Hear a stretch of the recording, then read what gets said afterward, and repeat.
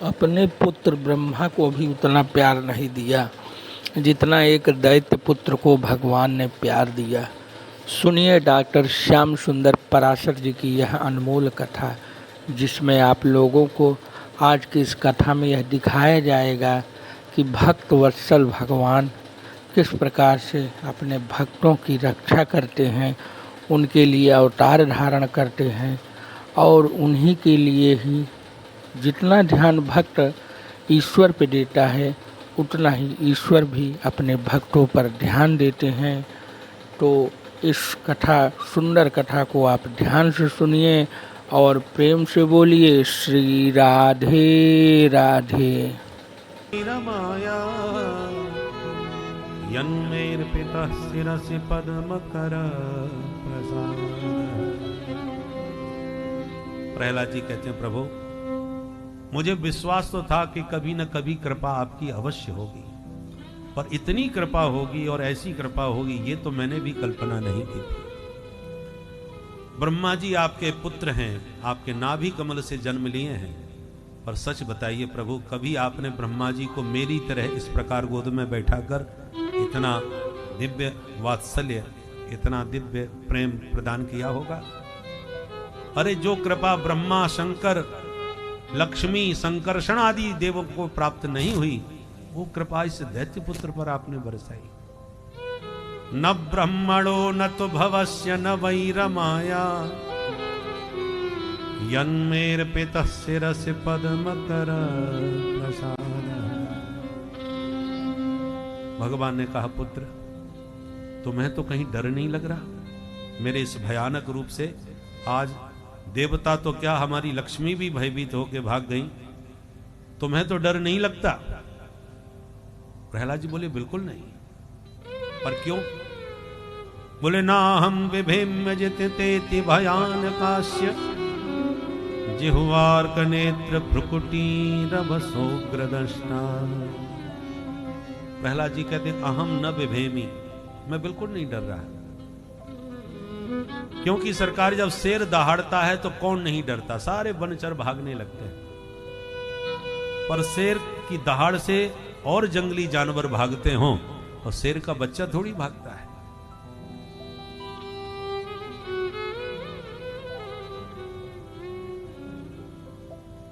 क्योंकि उसे अच्छी तरह ज्ञान है कि इनका कोप या इनकी क्रूरता दूसरों के लिए होगी, मेरे लिए थोड़ी है।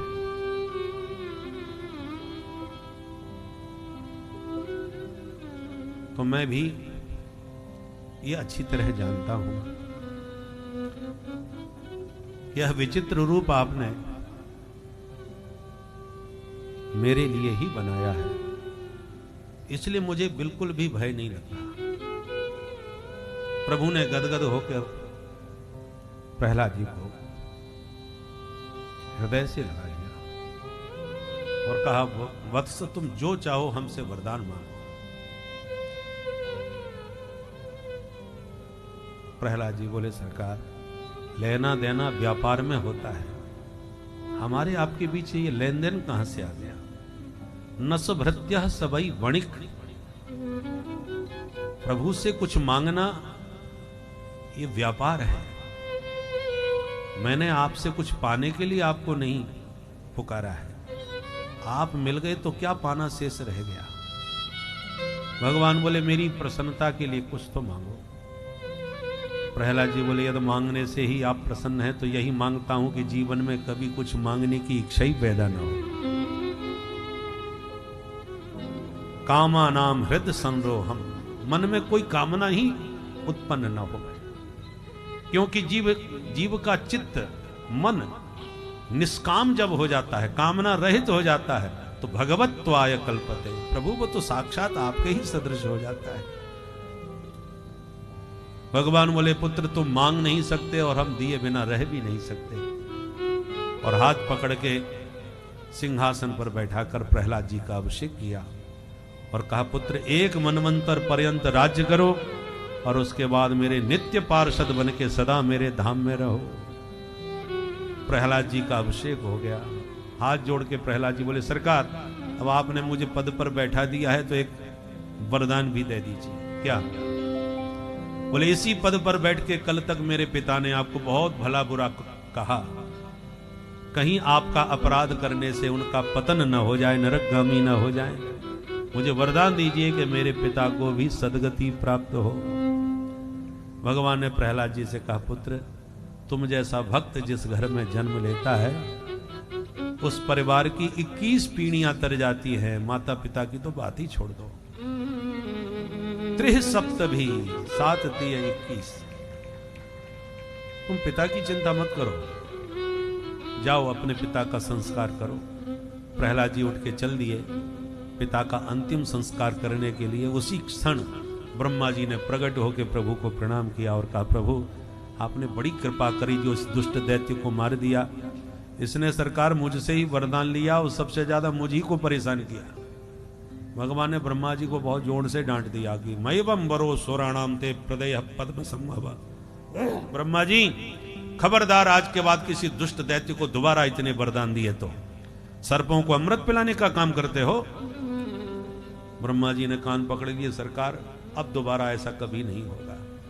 सुखदेव जी कहते हैं, परीक्षित अब तुम ही विचार करो, कौन कहेगा कि भगवान दैत्यों का संहार ही करते हैं। अरे इसी दैत्य वंश में प्रहलाद जैसे वैष्णव भक्त भी हुए जो प्रभु ने उन पर ऐसी कृपा करी जो आज तक किसी देवता को नहीं मिली। इसलिए जात पात पूछे नहीं कोई, हरि को भजे सो हरि को होई। भगवान ये नहीं देखते तुम किस जाति के हो, किस वंश के हो। प्रभु तो ये देखते हैं कि तुम्हारा हमसे नाता क्या है। जो नाता बनाओगे नाता वही निभाएंगे। तो हे मोहे नाते अनेक मान ये जो भाव है।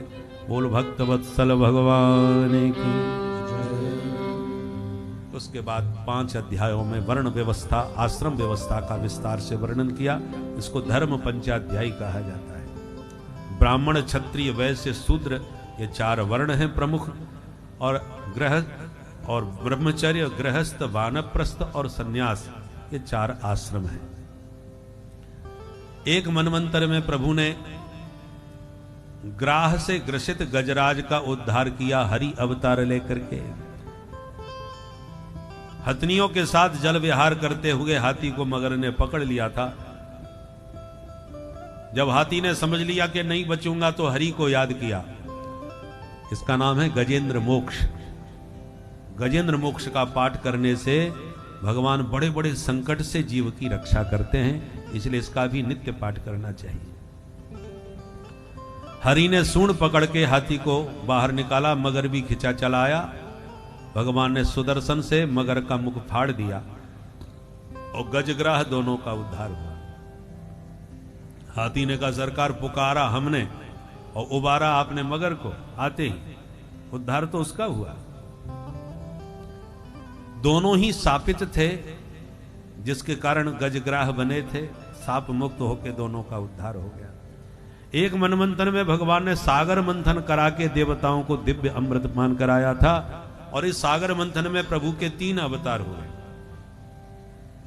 देवता, असुर दोनों ने मिलकर के संगोष्ठी करी कि हम सगे भाई हैं, एक बाप के बेटा हैं। तुम भी कश्यप जी के, हम भी कश्यप जी के, और फिर भी आप उसमें लड़ते मरते रहते हैं, ये अच्छी बात नहीं है।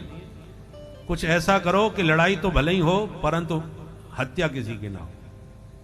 कैसे? बोले चलो सागर मंथन करते हैं, उससे अमृत निकलेगा, उस अमृत को हम लोग पी लेंगे, फिर लड़ते रहे पर मरेगा कोई नहीं। बात सबको समझ में भी आ गई। तुम्हारा देवता असुर समूह सबका मिल करके महागठबंधन बन गया, और सबने मिल करके सागर मंथन चालू कर दिया कि अमृत पीने को मिलेगा। इसलिए भले ही शत्रु हैं तो बने रहें, पर इस समय तो समझौता करने में ही फायदा है, कम से कम अमृत तो मिले पीने को।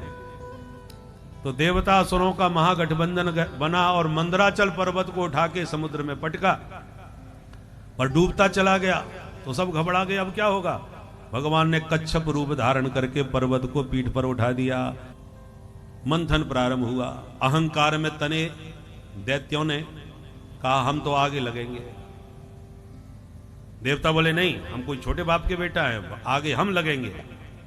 लड़ाई चालू, क्योंकि मतैक्य तो था नहीं। तो सब परेशान हो गए, ये तो गठबंधन के श्री गणेश में ही दरार पड़ने लगी। ऐसे झगड़ा होगा तो कैसे सफलता मिलेगी हम लोगों को। भगवान ने इशारा किया देवताओं को, तो झगड़ा मत करो, जो कह रहे हैं मान लो। ठीक है, इशारा पा करके मान गए। देवताओं ने पूंछ पकड़ी, दैत्यों ने मुंह, और जब घर्षण चालू हुआ तो वासुकी नाग ने वो गरम गरम फुसकारें छोड़ी कि मुंह के पास लगे दैत्य सब जलने लगे, काले पड़ने लगे, और देवता प्रसन्न होने लगे कि ये अच्छा रहा है। और दैत्यों ने कहा और मान लो बड़े बाप का बेटा, जले जा रहे हैं और देखो देवता कितने मस्त खड़े हैं दूर। पर मंथन करते जब कालकूट जहर उत्पन्न हो गया तो फिर हाहाकार मच गया, हे भगवान ये तो सबको जला देगा, भस्म कर देगा, क्या करें। सबने कहा कोई बात नहीं, अच्छे कामों में समस्याएं आती हैं, चलो महादेव को मनाते हैं। तब भोले बाबा के पास पहुंचे। देव देव महादेव भूतात्मन भूत भावना त्राहि न शरणापन्ना त्रैलोक्य दहनाद विशाल। सबने प्रणाम करके कहा प्रभु भोलेनाथ, हमने महासमुद्र मंथन किया और उस सागर मंथन में हमने ये फैसला लिया कि जो भी रत्न पहला निकलेगा वो तो अपने भोले बाबा को ही भेंट करेंगे, तो आपको देने के लिए आए हैं। भोलेनाथ ने कहा भाई आप अपने महादेव का बहुत ध्यान रखते हो, क्या लाए हो जरा बताओ। तब बताया अंत में, विषाद ये जहर है सरकार, इसे आप ही स्वीकार कर सकते हो। भोले बाबा को खूब हंसी आई, कितने स्वार्थी लोग हैं बताओ, ये पहला रत्न हमको भेंट चढ़ाने आए। भवानी तुम बताओ मुझे पीना चाहिए कि नहीं। भवानी बोली वही करना महाराज जिसमें सबका भला हो। बोले बाबा समझ गए, इसका मतलब तुम भी यही चाहती हो कि सबके बदले हम ही पी जाएं, तो लाओ हम पिए ही जाते हैं। ततः करतली कृत्य व्यापी हालाहलम विषम अभक्षयन महादेव कृपया भूत भावन। भोलेनाथ ने अंजलि में लेके विष पीना प्रारंभ किया तो ध्यान आया कि हृदय में राम जी को कष्ट न पहुंचे, तो राम नाम का सहारा लिया। रा कहती मुंह खुलता है और मां कहती मुंह का ढक्कन बंद भी हो जाता है। राम मां तभी बोलोगे जब दोनों होठ मिलेंगे, क्योंकि पवर्ग का उच्चारण स्थान ओष्ठ है। उपू पद्मानिया नाम ओष्ठौ। तो रा कह के मुंह खोला और जहर मुंह में डाल करके मां कह के मुंह का ढक्कन बंद कर लिया और राम नाम के बीच में सारा जहर गले में रख लिया, न भीतर उतारा न बाहर निकला। कंठ नीला पड़ गया और नाम भी नीलकंठ हो गया। वो नीलकंठ महादेव की जय। नाम प्रभाव जान शिवनी को, नाम प्रभाव जान शिवनी को। कालकूट फल दीन अमी को, कालकूट फल दीन अमी को। नाम प्रभाव जान शिवनी को, नाम प्रभाव जान प्रभाव जान प्रभाव जान। भोलेनाथ राम नाम के प्रभाव से परिचित हैं, इसलिए विष को भी अमृत बना लिया। पुनः मंथन हुआ, रत्न निकलने लगे। सबसे पहले सुंदर सुरभि गाय निकली, कामधेनु ऋषियों को दान कर दी। चंद्रमा निकला, भोलेनाथ के माथे पर बैठा दिया। उच्चैश्रवा घोड़ा निकला, बलि ने लिया। ऐरावत हाथी निकला, इंद्र ने लिया। कौस्तुभ मणि निकली, भगवान ने कंठ में धारण की। रंभादिक अप्सराएं निकली, स्वर्ग में भेज दी। कल्प वृक्ष निकला, स्वर्ग में भेज दिया। और ततश्चाविर्भू साक्षात श्री रमा भगवत परा, भगवती महालक्ष्मी प्रकट हो गई। देख करके सबके नेत्र ललचाने लगे। भगवान समझ गए दुनिया में सारे झगड़े लक्ष्मी जी के चक्कर में ही होते हैं, इसलिए एक काम करो, सब लाइन लगा के बैठ जाओ, ये जैसे चाहे उसे माला पहनाए और उनकी बन जाए। तब तो एक लाइन में देवता, एक लाइन में दैत्य, एक लाइन में महात्मा भी बैठ गए। तो सबसे पहले संत मंडली में वरमाला लेके लक्ष्मी जी गई, तो सबसे आगे दुर्वासा जी। देख करके लक्ष्मी जी बोली, नूनम तपो यश्चन मन्यु निर्जयः। ये महात्मा तपस्वी तो बहुत हैं पर क्रोध पर विजय प्राप्त नहीं किया है, इसलिए फैल कर दिया। एक एक करके देवता महात्मा सब फैल कर दिया। भोले बाबा भी बैठे थे लाइन में। लक्ष्मी जी बोली, यत्रो भयम कुत्र च सौप्य मंगलः। ये बलवान भी हैं और दीर्घायु संपन्न महाकाल हैं, विशेषताएं तो बहुत हैं, पर इनका वेशभूषा ठीक नहीं है, इसलिए मामला जमेगा नहीं, फेल कर दिया। अब माला कैसे पहना है कोई समझ में आता नहीं, सब लाइन में जितने बैठे थे सब फेल। और श्रीमन नारायण सबसे अलग एकांत में बैठे थे। लक्ष्मी जी ने जब दूर बैठे नारायण को देखा तो बोले ये यहां क्यों बैठे हैं, तो पास में आई, ओ देखती खुश हो गई। मंगलम भगवान विष्णु मंगलम गरुड़ध्वजा। इनका मामला बिल्कुल ठीक है, सर्वगुण संपन्न है, पर थोड़ी कमी इनमें है। कमी क्या है? बोले सुमंगलः कश्चन कांक्षते हिमाम। सुंदर तो बहुत हैं पर मुझे चाहते नहीं है, और जिसके सामने जाती हूं वो टुकुर टुकुर मेरा मुंह ताकने लगते हैं, और इनके सामने कब से खड़ी हूं मेरी तरफ देख ही नहीं रहे। और कोई भी हो मुझे तो पसंद आ गए। अंत में वरमाला नारायण को ही धारण करा दी। वो लक्ष्मी नारायण भगवान की जय। लक्ष्मी नारायण की हो गई, बाकी सबके मुंह लटक गए। चलो भाई मंथन आगे बढ़ाओ। सागर मंथन हुआ तो वारुणी प्रकट हुई, असुरों ने ग्रहण करी। और अब की बार साक्षात भगवान धन्वंतरी अमृत कलश के साथ प्रकट हुए। देखते ही दैत्यों ने देर न लगाई, मार झपट्टा छीन कलश के भाग गए। देवता रोते रह गए, ले गाओ ले गाओ ले गाओ। भगवान बोले अब रोना धोना बंद करो, ले गए हैं तो ले जाने दो। अमृत का पान मैं तुम्ही को कराऊंगा। कैसे? बोले दिखाता हूं। दैत्य जब दूर लेके भाग गए तब आपस में बोले अब बंटवारा हो जाए। सुई झगड़ा चालू हो गया। अहम पूर्वम न तुमति प्रभो। अरे मैं सबसे बलवान हूं, पहले मैं पीऊंगा। दूसरा बोला मैं सबसे वयोवृद्ध हूं, पहले मैं पीऊंगा। तू मैं चालू। मिल गया मौका, छैल छबीली छोरी बन के छम करके पहुंच गए भगवान। बोल मोहिनी भगवान की जय। सबके सब लट्टू हो गए भगवान का रूप देख करके। अहो रूपम अहो धामम अहो अस्यानवम वयः। प्रशंसा के झड़ी लगा दी। देवी जी विधाता ने तुम्हें हमारे लिए ही भेजा है, क्योंकि हम भाइयों में झगड़ा मचा है। आपके कर कमलों से बंटवारा हो जाए तो झगड़ा खत्म। भगवान बोले थोड़ा कम ज्यादा चला गया किसी पर तो आप लोग मेरे से झगड़ा करोगे। बोले नहीं देवी, वचन देते हैं जो मर्जी आवे जैसे चाहो बांटो, झगड़ा आपसे कोई नहीं करेगा। अच्छा ठीक है, लाइन लगा के बैठो। सब बैठ गए। अब भगवान कलश देख करके बोले गाढ़ा गाढ़ा नीचे है, ऊपर पानी पानी उतरा रहा है, कैसे बांटू मैं, न्याय कैसे होगा। अब देवताओं का और दैत्यों का माथा घुमा।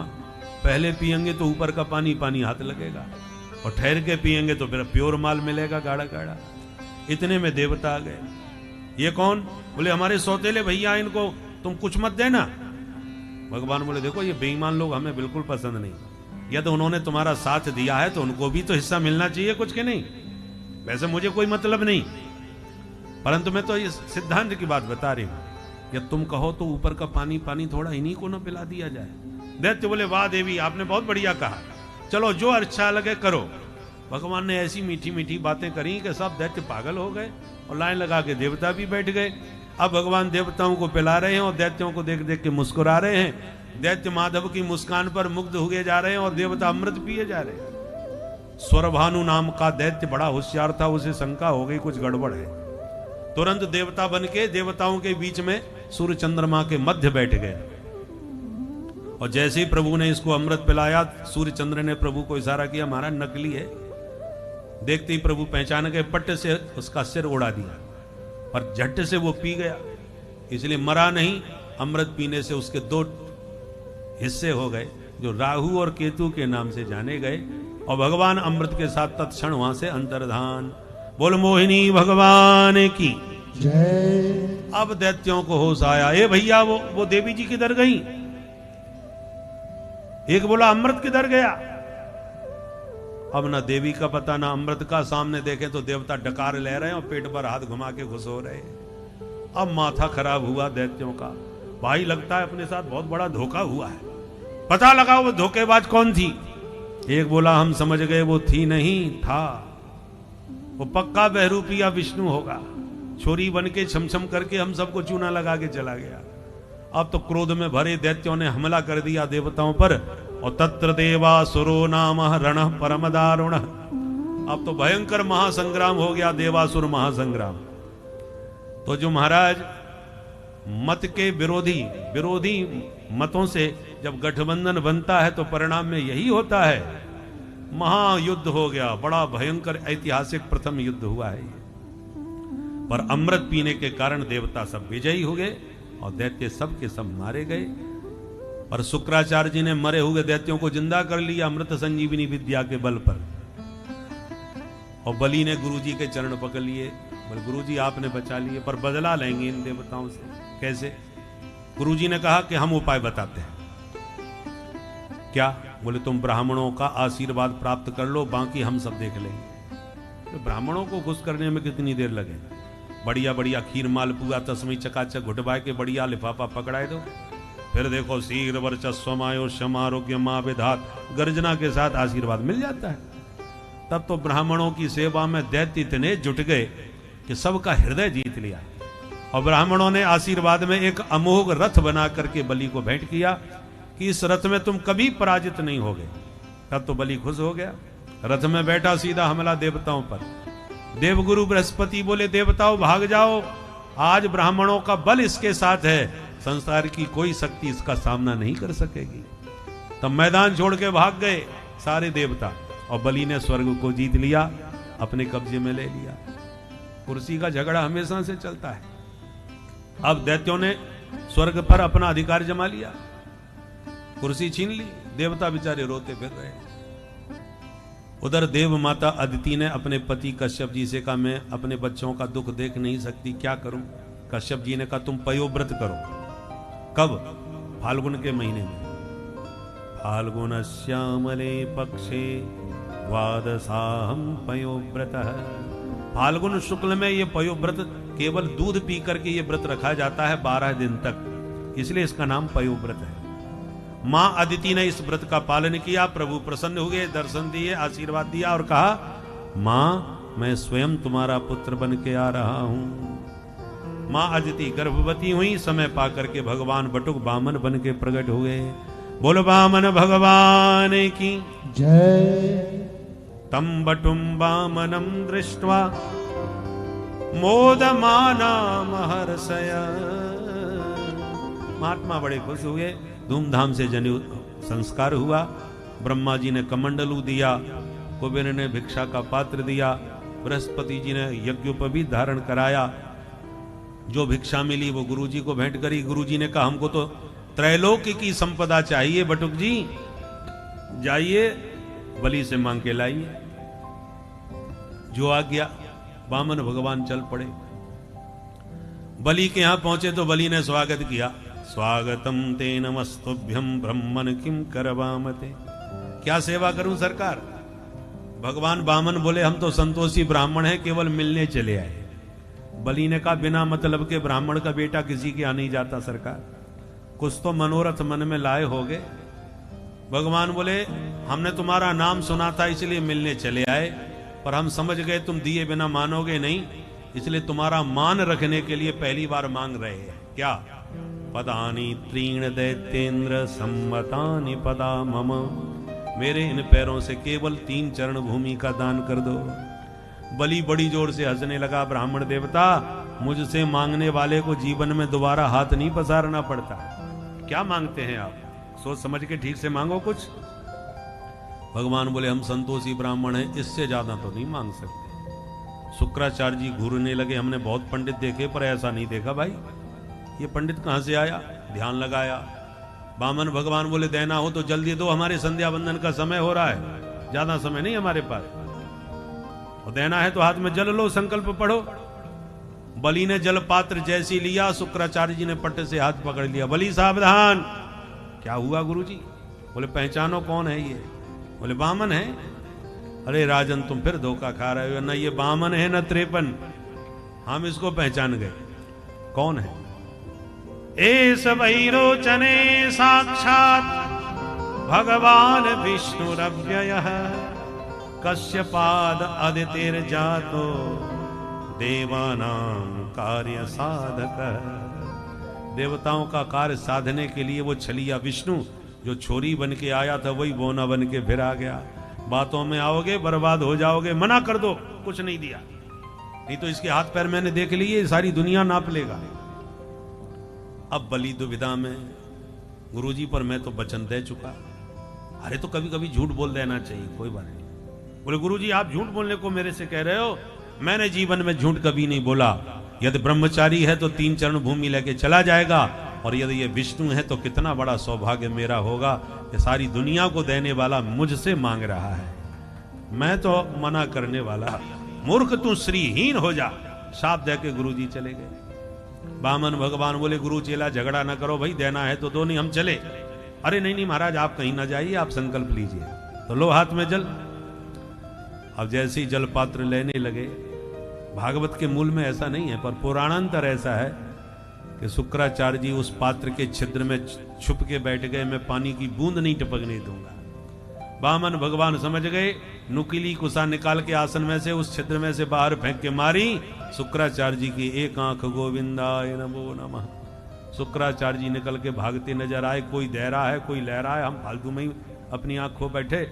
और जो जल का स्रोत बाहर आया, हाथ में जल लिया, लंबा चौड़ा मंत्र पढ़ करके संकल्प बोल करके जब भगवान ने छुड़वाया, जल छूटते ही भगवान ने तुरंत अपना विराट रूप दिखाया। बोल विराट भगवान की जय। एक चरण में नीचे के 7 लोक, तो दूसरे चरण में ऊपर के नाप डाले। बलि 2 चरण हो गए पूरे। अब बोल तीसरा किधर रखूं? बलि ने कहा पदम तृतीयम पुरुषीष्ण में निजम। 2 चरणों में मेरा धन ले लिया और दूसरे चरण को मेरे सिर पर रखकर इस धनवान को भी स्वीकार कर लीजिए। भगवान बड़े प्रसन्न हुए और बलि के मस्तिष्क पर पादार विंद रख दिया। भगवान बोले बलि हम बहुत प्रसन्न हैं, मांगो क्या चाहते हो? बलि ने कहा बस यही मांगता हूं कि आपको निरंतर यूं ही निहारता रहूं। भगवान बोले तो सुन, आगामी मनमंत्र के तुम ही इंद्र बनोगे, और जब तक इंद्र नहीं बने तब तक सुतल लोक के राजा बन के राज्य करोगे, और दरवाजे के द्वारपाल बन के हम खड़े रहेंगे, तो 24 घंटे हमारे दर्शन तुम्हें प्राप्त होते रहेंगे। सदा सन्निहितम वीर तत्र माम द्रक्षते भवान। बलि गदगद हो गए और प्रभु को साथ में लेकर के सुतल में प्रविष्ट हो गए। बोल भक्त वत्सल भगवान की जय। सुखदेव जी कहते हैं राजन, इस प्रकार विविध मनमंत्रों में प्रभु के ये विविध अवतार होते हैं। एक बार मत्स्यावतार लेकर के भगवान ने सत्यव्रत मनु की भी प्रलय पर्यंत रक्षा की थी। अब सूर्य वंश में राम जी और चंद्र वंश में श्याम जी। थोड़ी सी चर्चा राम जी की कर लेते हैं। विस्तार से करेंगे तो 100 साल में भी सूर्य वंश पूरा नहीं हो सकता। चरितम रघुनाथस्य शतकोटि प्रविस्तरम। इसलिए संक्षेप में सुनो। श्रीमन नारायण के नाभि कमल से ब्रह्मा, ब्रह्मा के बेटा मरीचि, मरीचि के कश्यप, कश्यप के विवस्वान, विवस्वान के श्राद्धदेव, श्राद्धदेव मनु की श्रद्धा नाम की पत्नी से एक बिटिया भई, नाम रखा इला देवी। पर राजा ने कहा बेटी नहीं मुझे बेटा चाहिए, तो वशिष्ठ जी ने बिटिया को ही बेटा बना दिया और नाम रख दिया सुद्युम्न। अब इन पुराणों की कथा सुन के पहले लोग कहते थे सब गपाष्टक है, बिटिया को बेटा बना दिया बाबा जी ने, ये कैसे हो गया? पर आज वैज्ञानिक ये चमत्कार करना प्रारंभ कर दिए, तब हमको समझ में बात आ रही है। इसका मतलब ये सारा ज्ञान विज्ञान ऋषियों के पास पहले से ही विद्यमान था। बाद में 10 बेटा हुए मनु महाराज के, और उसी से सूर्य वंश का विस्तार हुआ। उनमें से एक सरयाती नाम के पुत्र थे मनु महाराज के, जिनकी बेटी सुकन्या ने गलती से चवन मुनि के नेत्र फोड़ दिए, तो चवन मुनि से उनका विवाह कर दिया। बाद में चवन मुनि ने अश्विनी कुमारों को बुलाया। अश्विनी कुमारों ने भगवान जाने कौन सा चवन प्रास खिलाया कि चवन मुनि बुढ़े से जवान हो गए, बढ़िया से नेत्र भी उनके हो गए। इन्हीं सरयाती जी के वंश में राजा रेवत हुए, जिनकी पौत्री रेवती जी का विवाह कन्हैया के बड़े भैया बलराम जी के साथ संपन्न हुआ। मनु महाराज के दूसरे बेटे थे नभग, नभग के नाभाग, नाभाग के अम्बरीश, जिस अम्बरीश का विरोध करके दुर्वासा जी भागते फिरे और ब्रह्मा विष्णु महेश की शरण में गए, पर किसी ने शरण नहीं दी। अंत में दुर्वासा जी को अम्बरीश के चरणों में गिरना पड़ा, और तब अम्बरीश ने भगवत प्रेम की सौगंध दिला करके सुदर्शन को शांत किया, और दुर्वासा जी को कान पकड़ के कहना पड़ा, अहो अनंत दासानाम महत्वम दृष्ट मध्य में। हे प्रभु आपके दासों का महत्व अब मैं अच्छी तरह जान गया। ऐसे थे महाराज अम्बरीश। अम्बरीश के वंश में युवनासु हो गए। युवनासु के मानधाता, मानधाता की 50 बेटियां सोभरी मुनि को ब्याही। मानधाता के वंश में आगे चल के महाराज सत्यव्रत हुए, हरिश्चंद्र हुए, हरिश्चंद्र के रोहित हुए, रोहित के बाहुक हुए, बाहुक के सगर हुए। सगर की 2 रानियां थी, एक के एक बेटा, दूसरे के 60,000 बच्चे हुए। पर उन 60,000 बच्चों ने कपिल भगवान का अपमान कर दिया तो उनकी दृष्टि से भस्म हुए। तब दूसरी रानी का बेटा असमंजस, असमंजस का अंशुमान, अंशुमान के दिलीप, दिलीप के भगीरथ, ये भगीरथ भागीरथी गंगा को भगवान शिव की जटाओं में होकर के धराधाम पर लाए और अपने पूर्वजों की राख का स्पर्श करा के सबका उद्धार करा दिया। बोल गंगा मैया की जय। यज्जल स्पर्श मात्रेण ब्रह्म दंड हता अपि सगरात्मजा दिवम जगमु केवलम देह भस्म भी। इसलिए गंगा जी में देह भस्म का बड़ा महत्व माना गया। विसर्जन करने से गंगा मैया भस्म का भी स्पर्श करके उद्धार कर देती है। इन्हीं भगीरथ के वंश में ऋतुपर्ण, ऋतुपर्ण के सौदास, सौदास के अस्मक, अस्मक के नारी कवच, नारी कवच के खट्वांग, खट्वांग के दिलीप, दिलीप के रघु, रघु के नाम से रघुवंश चल पड़ा। रघु के बेटा अज और अज के बेटा महाराज दशरथ, और दशरथ जी के घर में श्री राम, लक्ष्मण, भरत और शत्रुघ्न लाल जी हुए। बोल अयोध्या धाम की जय। चारों भैयाओं की जय। अयोध्या में चार चतुर्व्यूह रूप में भगवान का प्राकट्य हुआ, चारों ओर हर्ष छा गया और दिव्य महोत्सव अयोध्या में मनने लगा। चलिए राम जी के प्राकट्य की एक बधाई गा करके, रामचरित्र से तो आप परिचित हैं, विस्तार का समय नहीं रहा, कन्हैया को भी प्रकट करना है, इसलिए केवल राम जी के प्राकट्य की एक बधाई गा करके हम लोग आगे बढ़ेंगे। एक श्लोक में राम कहानी सुना करके। प्रगटे हैं चार्यों भैया, रामलला प्रगट भय हैं अवध में, इसलिए हम अपने मन को अयोध्या लेकर के चलते हैं और थोड़ा उस आनंद में सम्मिलित होकर के फिर अवधपुरी से मधुपुरी की यात्रा करेंगे। और हमने कल इसलिए निवेदन कर दिया था कि थोड़ा विलंब हो सकता है, क्योंकि कन्हैया को रात किए बिना उसको आया ही नहीं जाता, वो हमेशा रात कर ही लेते हैं थोड़ा बहुत, इसलिए बस ज्यादा समय नहीं, थोड़ा समय में 2 ही तो मुख्य अवतार है। तो पहले अयोध्या का आनंद ले ले। प्रगटे हैं चारों भैया, अवध में बाजे बधैया। प्रगटे हैं चारों भैया, अवध में बाजे बधैया। प्रगटे हैं चारों भैया, अवध में बाजे बधैया। प्रगटे हैं चारों भैया, अवध में बाजे बधैया। गलियन गलियन धूम मची है, गलियन गलियन धूम मची है। गलियन गलियन गलियन गलियन धूम मची है, गलियन। भय प्रकट कृपाला दीन दयाला कौशल्या हितकारी। जिस समय चारों भाई प्रकट हुए हैं इस पृथ्वी पर, इनका वर्णन करना असंभव है, किंतु कवि ने अपने समझ से कुछ झांकियाँ प्रस्तुत की हैं, जिन झांकियों के द्वारा आप भी उस परमानंद का अनुभव कर सकते हैं। तो इस गीत के माध्यम से आप उस परमानंद सच्चिदानंद भगवान के प्राकट्य का अनुभव कीजिए।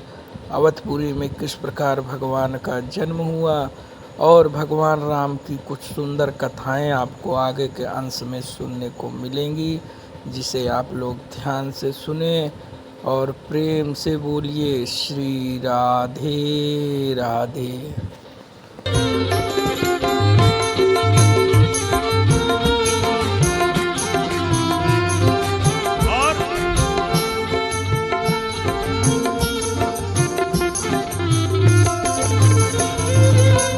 जगमग जगमग दियला जलत है, जगमग जगमग दियला जलत है। राम जी प्रकट हो गए, घर घर में दीपक जलने लगे, इतने दीपक जले कि दिवाली फीकी पड़ गई। जगमग जगमग जगमग जगमग दियला जलत है, जगमग जगमग दियला जलत है। और झिलमिल होत अटैया बधैया अवध में बाजे बधैया। झिलमिल होत लटैया अवध में बाजे बधैया। प्रगटे हैं जा रे ओ भैया अवध में बाजे बधैया। चारों भैया अवध में बाजे बधैया। बधाई हो।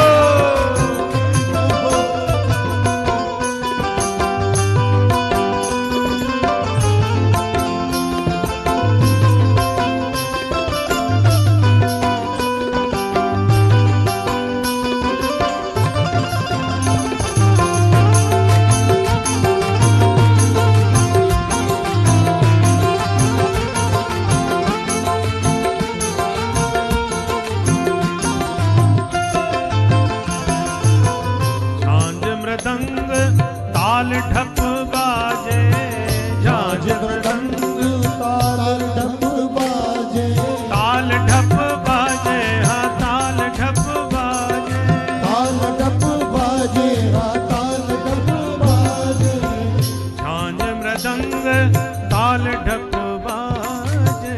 झांझ मृदंग ताल ढप बाजे। और नाचत ताता थैया अवध में बाजे बधैया।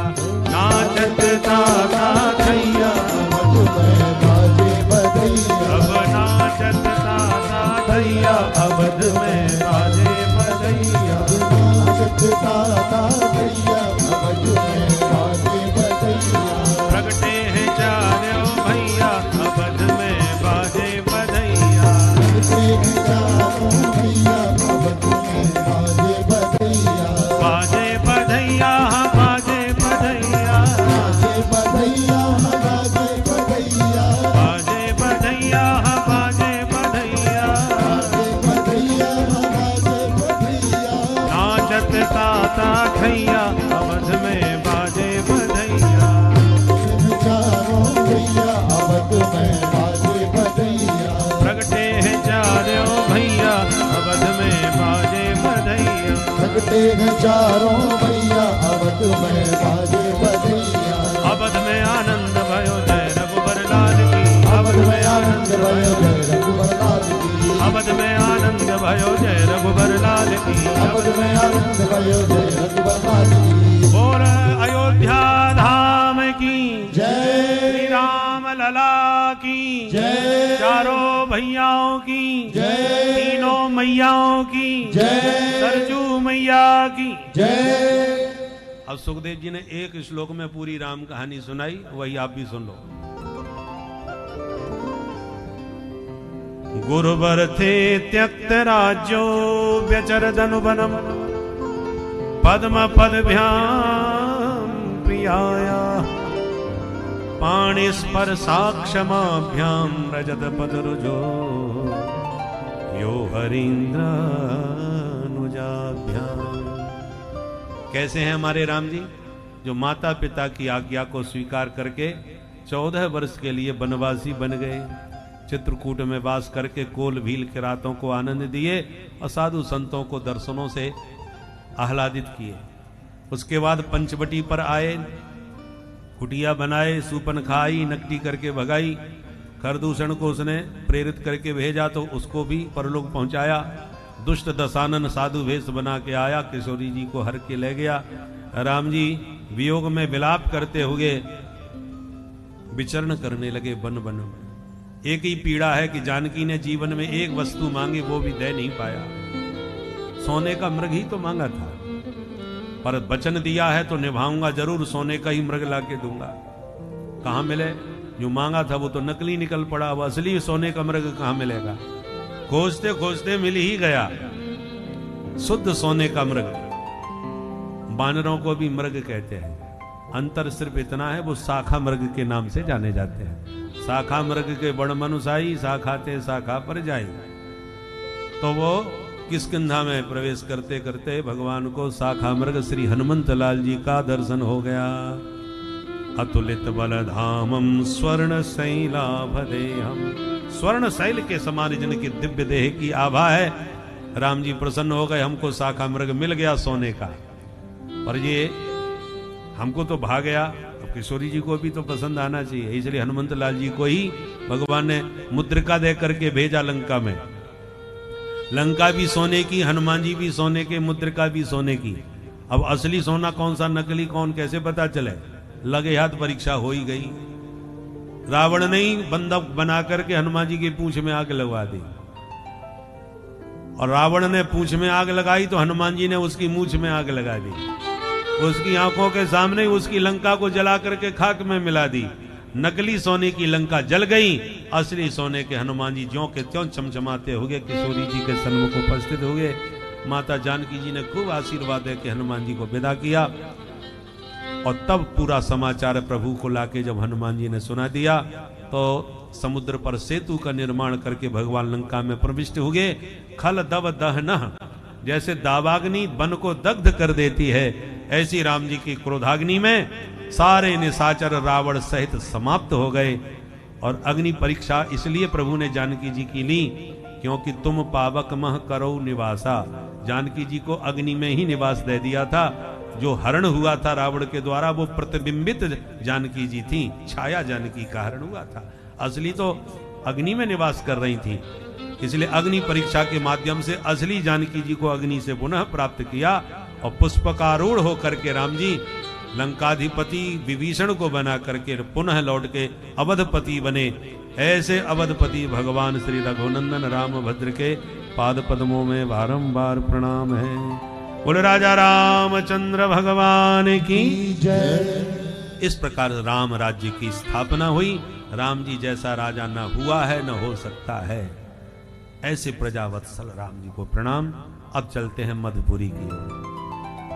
अथातः श्रूयताम राजन वंशः सोमस्य पावनः। अब सोम वंश श्रवण करें। श्रीमन नारायण के नाभि कमल से ब्रह्मा, ब्रह्मा के बेटा अत्रि, अत्रि के चंद्रमा, चंद्रमा के बुध, बुध के पुरुरवा, इन्हीं का दूसरा नाम ऐल। इनके बेटा हुए 6, आयु, श्रुतायु, सत्यायु, रय, जय और विजय। इसी वंश में आगे चल के हुए राजा नहुस। नहुस के भी बेटा 6, यति, ययाति, संयाति, आयति, वियति और कृति। उनमें जो ययाति थे इनके 2 विवाह हुए देवयानी और शर्मिष्ठा से। दोनों रानियों से 5 बेटा हुए, यदु, तुर्वसु, द्रुह्यु, अनु और पुरु। सबसे छोटा बेटा पुरु था, जिसने अपना यौवन ययाति को देके अपने पिता से उनका बुढ़ापा वापस ले लिया। इस बात पर प्रसन्न होकर छोटे पुत्र को ही सम्राट बना दिया। उस पुरु वंश में राजा हुए दुष्यंत, जिनका शकुंतला से गांधर्व विवाह हुआ और भरत जैसे प्रतापी पुत्र का जन्म हुआ। इन्हीं भरत वंश में पांडवों का जन्म हुआ, इसलिए पांडवों को भगवान भारत कह के बुलाते थे। भरत वंशी राजा होने से ये भारत कहलाते थे। ग्लानिर्भवति भारत, गीता में भगवान ने भारत कह के संबोधन अर्जुन को किया है, और परीक्षित को भी सुखदेव जी भारत कहते हैं भागवत में।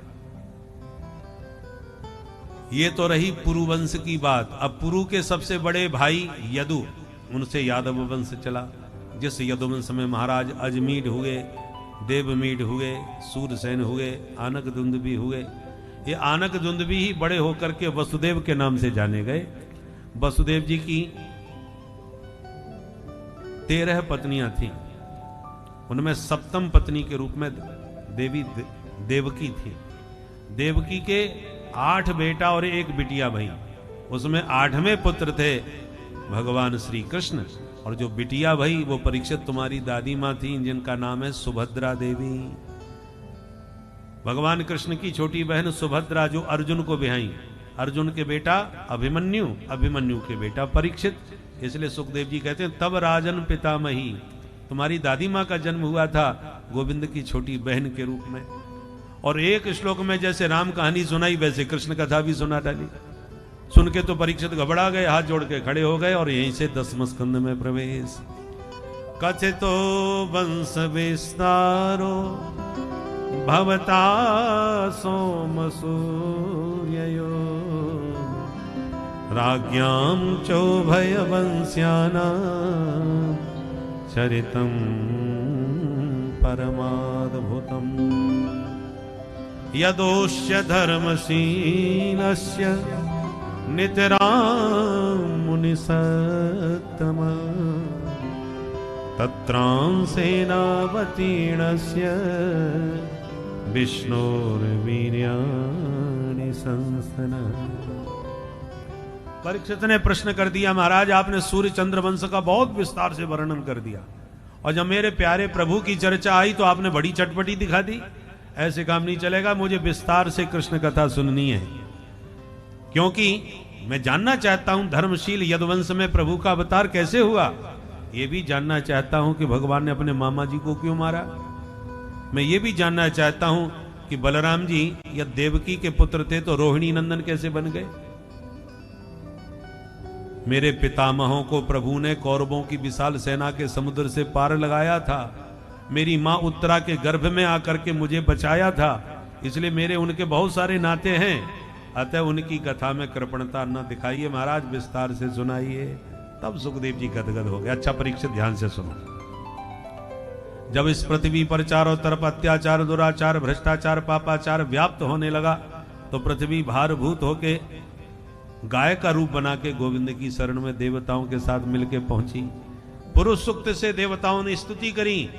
भगवान ने ब्रह्मा जी को प्रेरित किया और ब्रह्मा जी ने निर्देश देवताओं को दिया। वसुदेव गृहे साक्षात भगवान पुरुष परः। वसुदेव जी के घर में प्रभु का बहुत शीघ्र अवतार होने वाला है, और अकेले नहीं आ रहे। जनिष्यते तत्प्रियार्थम संभवन्तु सुरस्त्रिय। भगवान भी अपनी प्राण प्रिया वृषभानुनंदिनी राधा रानी के साथ आ रहे हैं। इसलिए आप लोग भी अकेले मत जाना, जुगल जोड़ी से जाके उनका स्वागत करो। किसी देश का राष्ट्राध्यक्ष जब जुगल जोड़ी से आता है तो हमारे देश के राष्ट्राध्यक्ष को भी जुगल जोड़ी से ही स्वागत करना चाहिए। अब वो बात अलग है कि जोड़ी ही ना हो तो फिर तो बेचारा वो अकेला ही जाएगा, नहीं तो प्राय जोड़ी से आने वाले राष्ट्राध्यक्ष की सेवा और स्वागत जुगल जोड़ी से ही किया जाता है। इसलिए ब्रह्मा जी ने कहा अकेले मत जाओ, देवियों को साथ में लेके जाओ। मथुरा भगवान यत्र नित्यम सन्निहितो हरि। सुखदेव जी कहते हैं मोक्षदापुरी है मथुरा। यहाँ के राजा उग्रसेन बड़े धर्मात्मा, पर बेटा हो गया महापापात्मा। नाम है जिसका कंस। कसी हिंसायाम धातु से कंस शब्द बनता है, अर्थात जिसका स्वभाव ही हिंसक हो, मार काट लड़ाई झगड़ा जिसको पसंद हो, उसका नाम कंस। इतना दुष्ट था कि अपने बाप को ही उठा के जेल में पटक दिया और बोला बुढ़े हो गए, कुर्सी छोड़ना ही नहीं चाह रहे, अब कब तक तुम्हारे मरने की राह देखूं, अब तुम जेल में आराम करो, हम संभाल लेंगे। और बाप को जेल में पटक के कुर्सी पर जबरदस्ती बैठ गया कंस। और लोग काना फूसी करने लगे, जो बाप का नहीं हुआ वो हमारा क्या होगा। तो कंसु को लगा माहौल बिगड़ रहा है भाई, कहीं ऐसा ना हो कि जनता विद्रोह कर दे। तो मंत्रियों से कहा क्या किया जाए। मंत्रियों ने कहा अच्छे काम करो तो छवि सुधर जाएगी, क्या किया जाए। तो इसने क्या किया, अपनी चचेरी बहन देवकी का विवाह किया वसुदेव जी से, और इस विवाह में इतना सुंदर पूरी मथुरा को सुसज्जित कर दिया और इतना दान दहेज दिया कि देखने वाले दंग रह गए कि ऐसा विवाह नहीं देखा भाई। लोग काना फूसी करने लगे, चर्चा करने लगे, भाई महाराज की सगी बहन नहीं है, फिर भी देखो कितनी उदारता का परिचय दे रहे हैं, कितने सुंदर ढंग से उसका विवाह कर रहे हैं। सुन सुन के कंस समझने लगा कि अब माहौल बदल रहा है, लोग मेरे को सकारात्मक रूप में स्वीकार कर रहे हैं। तो और ज्यादा नाटक दिखाने लगा, और विदाई के समय तो हद कर दी महाराज। जिस रथ पर देवकी जा रही थी ससुराल, वो सारथी को उतार दिया, नीचे उतरो, मैं अपनी बहन की विदाई देख नहीं पाऊंगा, इसलिए बहन जी को मैं खुद घर छोड़ने जाऊंगा। सारथी को उतार के खुद रथ हाँकने बैठ गया, और जो फपक फपक के रोना चालू किया, मगरमच्छ के आंसू निकाले, बोली भाली जनता भावुक हो गई। अरे महाराज का हमें आज पहली बार पता चला, महाराज इतने भावुक हृदय हैं, देखो कैसे रो रहे हैं, अपनी बहन की विदाई देख नहीं पा रहे। देवताओं ने देखा, देखो तो इसकी नौटंकी, भोली भाली जनता को पागल बना रहा है, इसका असली चेहरा जनता के सामने उजागर करना बहुत आवश्यक है। सोई देवताओं ने आकाशवाणी कर दी, अस्यास्वामष्टमो गर्भो हंतायाम बहसे बुध। ए मूर्ख कंस, जिस बहन के विवाह में इतना गदगद भावुक है, याद रख इसी देवकी का 8वां लाल तेरा बनेगा काल। सुनते ही कंस की आंख हो गई लाल और निकाल के तलवार भगनी महंत मारब्ध, तुरंत उसी बहन देवकी के केस पकड़ के रथ से नीचे पटक दिया और तलवार निकाल के जो मारने को उठाया, वसुदेव जी ने हाथ पकड़ लिया। महाराज क्या कर रहे हैं आप? सारी जनता आपको देख रही है और विवाह की बेला में बहन की हत्या करोगे आप? वो काला कलंक लगेगा जो जीवन में कभी नहीं धुलेगा। तब कंस को होश आया, अरे राम राम, जोश में हम तो होश खो बैठे, सब बना बनाया वातावरण बिगड़ गया, जनता सब जान गई ये कितना पाखंडी है। अभी बहन जी के लिए रो रहा था, अगले क्षण बहन जी की हत्या करने को खड़ा हो गया। दुष्टों के प्रेम का कोई भरोसा नहीं। पर कंस का असली चेहरा जनता जान गई। तो वसुदेव जी ने समझाया, देखो तुम्हारा काल देवकी नहीं देवकी नंदन है, तो देवकी को क्यों मारते हो? हम तुम्हें वचन देते हैं देवकी के जितने पुत्र होंगे तुम्हें सौंप देंगे, तुम्हें जो अच्छा लगे सो करो, पर बहन की हत्या के कलंक से बचो। पुत्रान समर्पयिष्याः यतस्ते भयमुत्थितम्। तो दोनों के बीच समझौता हुआ।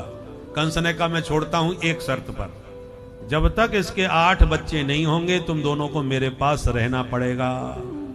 वसुदेव जी ने कहा हमें स्वीकार है। तब तो दोनों को बंधक बना के बंदी गृह में डाल दिया। समय बीता और प्रथम पुत्र देवकी के गर्भ से हुआ, नाम रखा कीर्तिमंत। वसुदेव जी स्वयं उस बच्चे को लेके कंस के यहाँ पहुंचे। महाराज ये पहली संतान है, स्वीकार करो। कंस बड़ा खुश हुआ, बचन के धनी हो, चलो छोड़ दिया। 8वें को नहीं छोड़ूंगा, उसको लेते आना, इससे कोई डर नहीं है, ले जाओ। और जैसी चले कि तुरंत नारद जी पहुंच गए। नारद जी ने जब ये माहौल देखा तो मन में सोचने लगे, ऐसे ये दया धर्म दिखाएगा तो दुष्ट जल्दी नहीं मरेगा, इसको तो जल्दी निपटाना है। सो एक कमल का फूल घुमाते हुए पहुंच गए कंस के सन्मुख। कंस ने स्वागत किया, गुरुदेव प्रणाम, कहो अचानक कैसे आना हुआ? तो कंस से नारद जी ने कमल का फूल सामने रखते हुए कहा, राजन बताओ ये क्या है? कंस ने कहा मुझे क्यों दिखा रहे हो महाराज, इसे कौन नहीं जानता, पूरे देश में चारों तरफ आजकल यही खिल रहा है। बोलो जय सिया राम। जय सिया राम। परंतु ये आप मुझे क्यों दिखाए? नारद जी ने कहा मैं आपको इसलिए दिखाना चाहता हूं कि आप बता सकते हो इस कमल में आप 8वीं पंखुड़ी किसे मानोगे? बताओ। अब गिनने लगा, 1 2 3 4 5 6 7 8, ये रही। बोले यहां से क्यों गिना? यहां से गिनो, अब यहां से गिनो। अलग अलग गिनवाया तो 8वीं। अब इसकी खोपड़ी घूम गई। अरे राम राम, इसका मतलब देवताओं की गिनती का भरोसा नहीं, कब किसको 8 मान ले, किसको 1 मान ले। रिस्क नहीं लेना चाहिए। एकदम माथा घूम गया और वसुदेव जी को वापस बुलवा करके बच्चे को छीन के उठा के पटक दिया। मूर्ख और संग दूसरों के भूखने से बचते हैं, इनकी अपनी स्वयं की अकल कुछ होती ही नहीं। और इसी प्रकार देवकी के 6 पुत्रों की हत्या कंस के हाथों लगातार हुई। सप्तमो वैष्णवम धाम यमनंतम प्रचक्षते। अब देवकी के गर्भ में 7म बालक के रूप में साक्षात भगवान शेषावतार पधारे। भगवान ने शेष जी को देवकी के गर्भ में पहुंचाकर योग माया को निर्देश दिया कि देवी तुम यशोदा जी की बेटी बन जाओ, हम देवकी के 8वें पुत्र बनेंगे। कंस तुम्हें मारने का प्रयास करेगा तो अष्टभुजी बन जाना और शेष जी को कर्षित करके रोहिणी के गर्भ में पहुंचा देना। योग माया ने कहा मुझे पुरस्कार क्या मिलेगा इतना सब काम करने का? भगवान बोले पुरस्कार तुम्हारा यह है कि जब तुम अष्टभुजी बन के प्रकट होगी कंस के हाथों से छूटकर, तो लोग तुम्हें चारों तरफ विविध नामों से पुकार के तुम्हारी पूजा करेंगे। दुर्गा मैया, शारदा मैया, अंबिका मैया, चंडी मैया, भद्रकाली मैया, बहुत से नामों से तुम्हारी ख्याति होगी। योग माया ने वही किया जो हरि ने आदेश दिया और कंस ने समझ लिया कि 7म गर्भ का स्वतः पतन हो गया। अब 8म गर्भ में प्रभु पधारे। प्रभु जैसी मां देवकी के गर्भ में आए, मां देवकी का मुखमंडल दैदीप्यमान होने लगा, प्रकाशित होने लगा। कंस ने पहरेदार बढ़ा दिए और देवता समझ गए प्रभु आ गए, चलो उनका स्वागत किया जाए। सारे देवता गर्भस्थ हरि का स्वागत गान करने लगे। सत्यव्रतम सत्य परम त्रिसत्यम सत्यस्य जौनिम निहितम च सत्य। सत्य सत्य कह करके स्वागत किया भगवान का। क्यों? कहना चाह रहे हैं प्रभु आप अवतार ले रहे हैं दुष्टों का संहार करने, पर जितने दुष्ट हैं सब आपके रिश्तेदार बने बैठे हैं, तो मामा हो चाहे भूपा हो किसी को छोड़ना मत। आपने जो व्रत लिया है उसे सत्य करना, सब दुष्टों का संहार करके यहां से जाना। इसलिए सत्य व्रतम, बार बार भगवान को सत्य सत्य कह करके देवताओं ने वंदन किया और स्तुति करके चले गए। अथ सर्वगुणोपेतः कालः परम शोभन, प्रभु के प्राकट्य का शुभ समय आ गया, भादों का महीना आ गया, कृष्ण पक्ष आ गया, अष्टमी तिथि आ गई, बुधवार आ गया, रोहिणी नक्षत्र आ गया, हर्षण योग आ गया, भवकर्ण आ गया, मध्यरात्रि 12 बजे का समय हो गया। कालः परम शोभना, दिव्य अलौकिक दिशाएं प्रकाशमान होने लगी। रात के 12 बजे भी कमल खिलने लगे, क्योंकि कमलाकांत पधार रहे हैं, तो कमल मुरझाए कैसे रखते, कमल स्वागत करने लगे। देवकी वसुदेव के सन्मुख भगवान शंख चक्र गदा पद्म लेके जैसे ही प्रकट हुए, देवकी वसुदेव हाथ जोड़कर स्तुति करने लगे। भगवान बोले मां आपने बहुत तप करके मुझे पुत्र के रूप में मांगा था, इसलिए मैं पहले भी बेटा बन चुका हूं, पुनः बनूंगा। मुझे यहां से लेकर के सीधे नंद भवन में पहुंचाना, बाकी किसी से मत घबराना। सारी बातें समझाकर बभूव प्राकृत शिशु, नन्हे से लाला बन के मैया देवकी की गोदी में प्रकट हो गए। बोल बाल कृष्ण लाल की जय। पर भगवान रोए बिल्कुल नहीं, तूष्णीम बभूव, बिल्कुल चुपचाप रहे। क्यों? राम अवतार में तो खूब गला फाड़ के रो रहे थे। सुन बचन सुजाना रोदन ठाना, होए बालक सुर भूपा। पर कन्हैया क्यों नहीं रोए?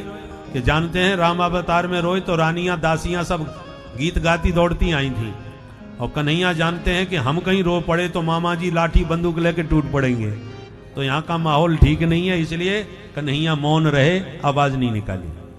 वसुदेव जी ने देर न लगाई, तुरंत लाला को उठाया, सूप में लिटाया, सिर पर बैठाया, और जैसे ही चले हथकड़ी बेड़ी हाथ पैर से खुल गई, दरवाजे भी खुल गए, पहरेदार खर्राटे बजा के सोए गए। बाहर निकले तो मेघ मंडलों ने देखे, वाह हमारे घनश्याम आ रहे हैं, तो हम घनश्याम शांत कैसे रह सकते हैं। तो मंद गर्जना के साथ गोविंद का पानी की फुहारों से स्वागत करने लगे मेघ मंडल। बबरस परजन्य पांसु गर्जित, से सोन बगाद बारे निवारयन फड़ई, बारी निवारयन फड़ई। पानी की फुहारों से स्वागत हो रहा है। शेषनांग सहस्त्र फन तान करके छाता बन के पीछे चल दिए। यमुना जी ने देखा कि प्रियतम प्रथम बार पधार रहे हैं, बिना चरण छुए नहीं जाने दूंगी। यमुना जी में बाढ़ आ गई। भगवान समझ गए देवी जी को चरण छूने की पड़ रही है, पिताजी हमारे डूबे जा रहे हैं, तो भगवान ने चरणारविंद सूप से नीचे लटका दिया। चरणों का स्पर्श होते ही यमुना जी की जलधारा वसुदेव जी के घुटनों के बराबर हो गई। एक संत कहते हैं यमुना जी में बाढ़ आई अपने प्रियतम का मुंह निहारने के लिए। सो पति का मुंह तो दिखा नहीं, ससुर जी की दाढ़ी पहले दिखाई पड़ गई, इसलिए यमुना जी ससुर जी के चरणों में झुक गई। यमुना पार करके नंद भवन में जाके लाला को सुला के लाली को उठा लाए, और जैसे वापस बंदी गृह में आए हथकड़ी बेड़ी लग गई, दरवाजे सब बंद हो गए। कन्या ने जो गला फाड़ के रोना चालू किया, कंस भागता हुआ आ गया सूचना पा करके, और कन्या को छीन करके आकाश में घुमाया। जो मारने को हुआ कन्या हाथ छोड़ा के उड़ गई आकाश में, और 4 अष्टभुजी बन के प्रकट होके बोली, अरे पापी तू मुझे क्या मारेगा, तुझे मारने वाला पैदा हो गया। कंस कांप गया, बहन जी कहां पैदा हुआ है, नाम तो बता दो। कन्या बोली जन्मपत्री नहीं बताऊंगी, तेरे आसपास है, अपने आप ढूंढ लेना। और यों कह के विंध्याचल पर्वत पर विंध्यवासिनी बन करके वह देवी विराजमान हो गई। बोल विंध्यवासिनी मैया की जय। कंस घबरा गया और देवकी को प्रणाम करके और देवकी वसुदेव को मुक्त करके घर चला गया। अब उधर नंद भवन में क्या हुआ, चलते हैं नंद भवन की ओर, केवल 2 मिनट और बस। नंदस्त्वात्मज उत्पन्ने जाता ह्लादो महामना, नंदस्त्वात्मज उत्पन्ने जाता ह्लादो महामना, आहूय विप्रान् वेदज्ञान् नातः सुचिरलङ्कृतः, आहूय विप्रान् वेदज्ञान्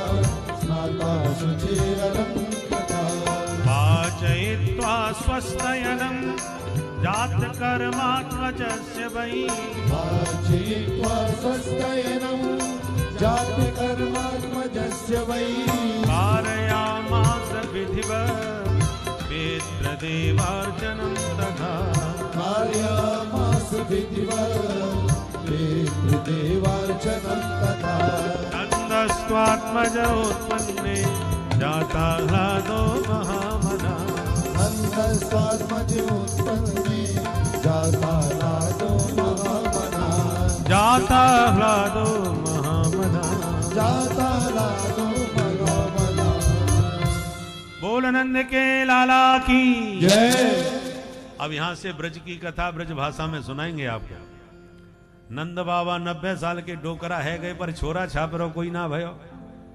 एक दिन संत महंतन की मंडली पहुंच गई महाराज अमरकंटक से।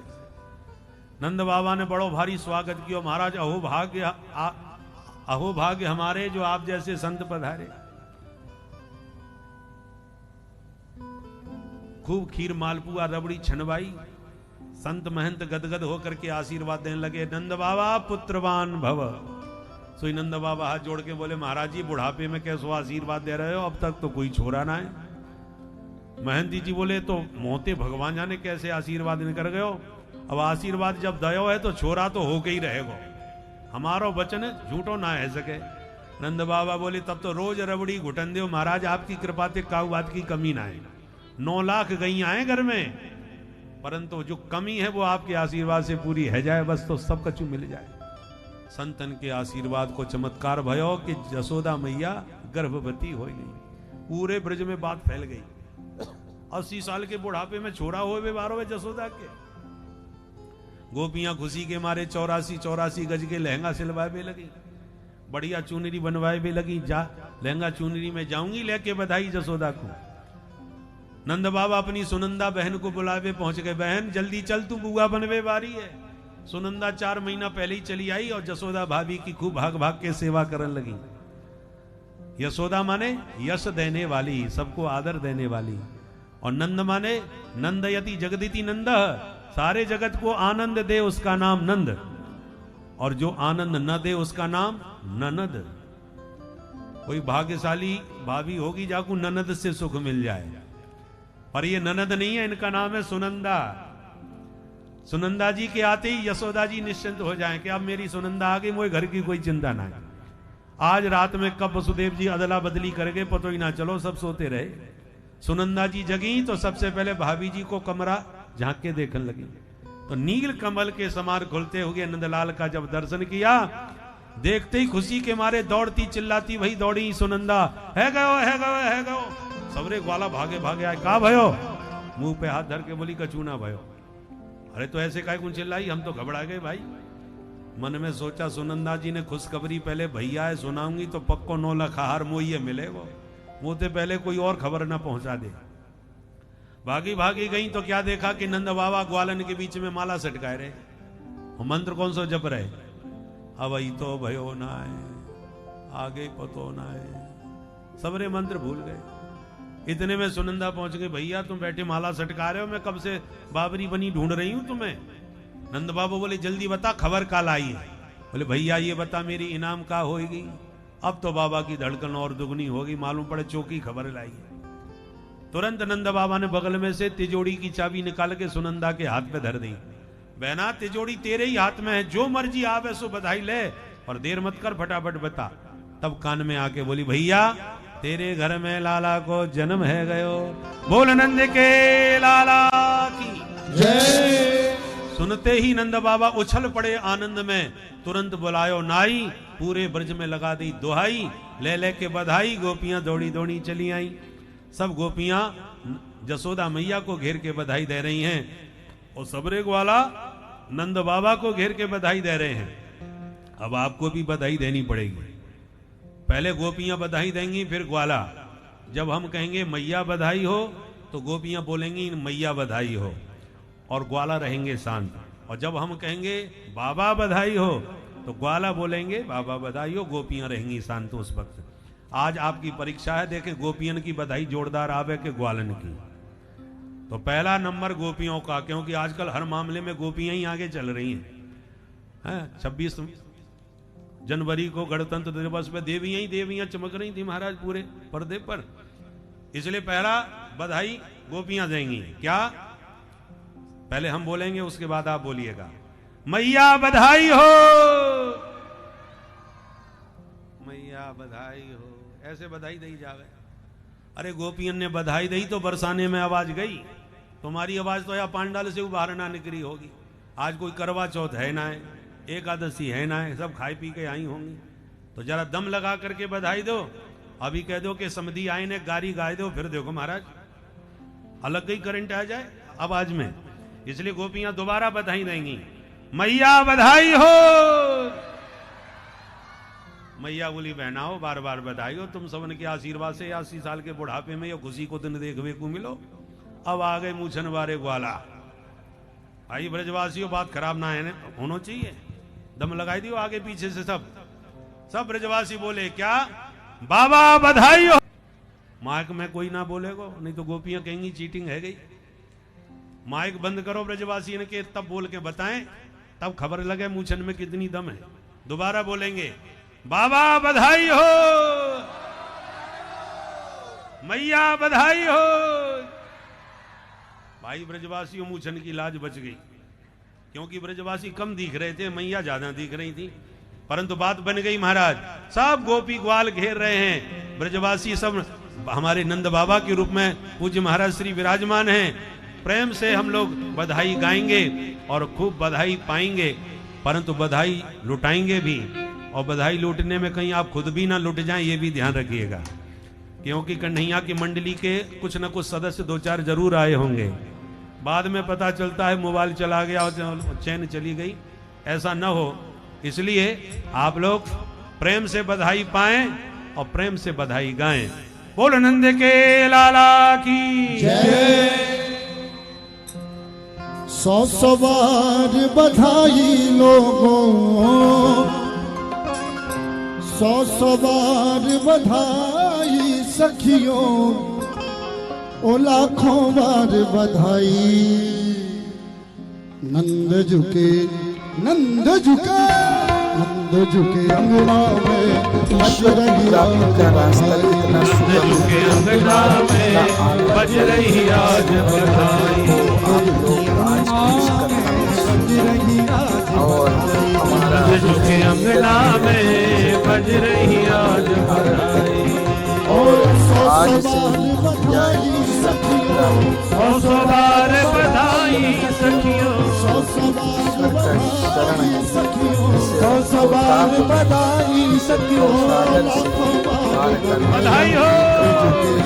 नंद झुके साधन प्राप्त करता है, साधन पर चलता है। झुके अंगना में बज रही आज आप लोग भी अपने मन को ईश्वर में लगाएं, भगवान की मनमोहक छवि को मन में धारण करके उनकी भक्ति में अपने आप को समाहित करें। यही आपसे विनती है। इस प्रकार से आज की इस कथा का समापन होता है। अगली कथा में आप मिलेंगे। तब तक के लिए भक्तों श्री राधे राधे।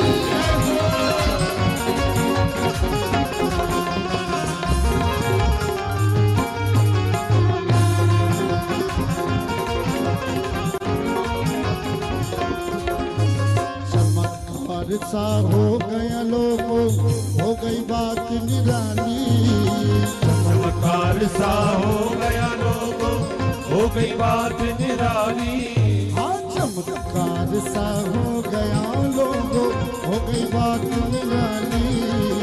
चमत्कार सा हो गया लोगों, हो गई बात निराली। अरे रात ही रात में नंद बाबा की, रात ही रात में नंद बाबा की, ओह रात ही रात में नंद बाबा की, रात ही रात में नंद बाबा की। दाढ़ी हो गई काली। नंद झुके नंद झुके नंद झुके अंगना में बज रही राज। नंद झुके अंगना में बज रही राज।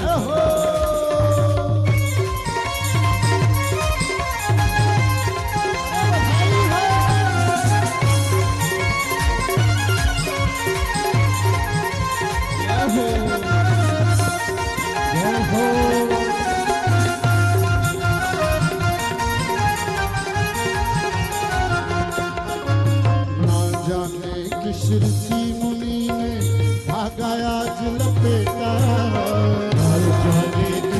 ऋषि मुनि ने धागा आज लपेटा। जाने किस ऋषि मुनि ने धागा आज लपेटा। जाने किस ऋषि मुनि ने धागा आज लपेटा। नंद भवन अनहोनी हो गई। नंद भवन अनहोनी हो गई। नंद भवन अनहोनी हो गई। नंद भवन अनहोनी हो गई। बेटी हो गया बेटा नंद झुके। जय हो नंद झुके। जय हो नंद झुके अंगनों में ते बज रही राज बधाई। नंद झुके अंगना में बज रही आज बधाई। नंद झुके अंगनों में बज रही राज बधाई। नंद झुके अंगना में बज रही आज बधाई।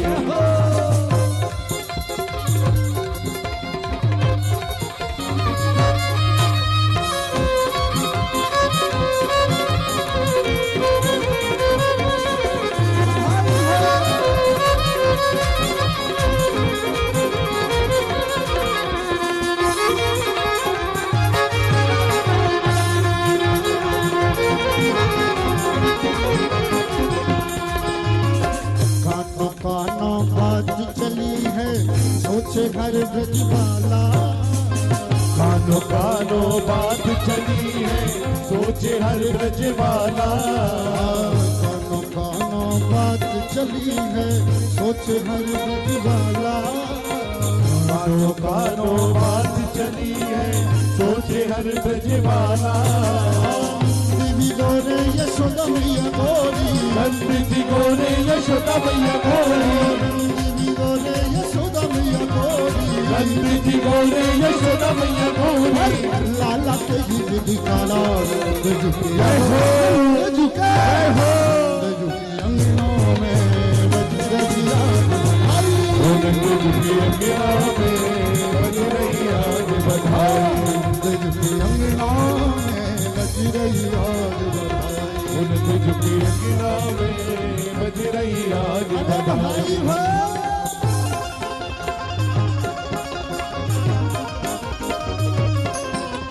जय हो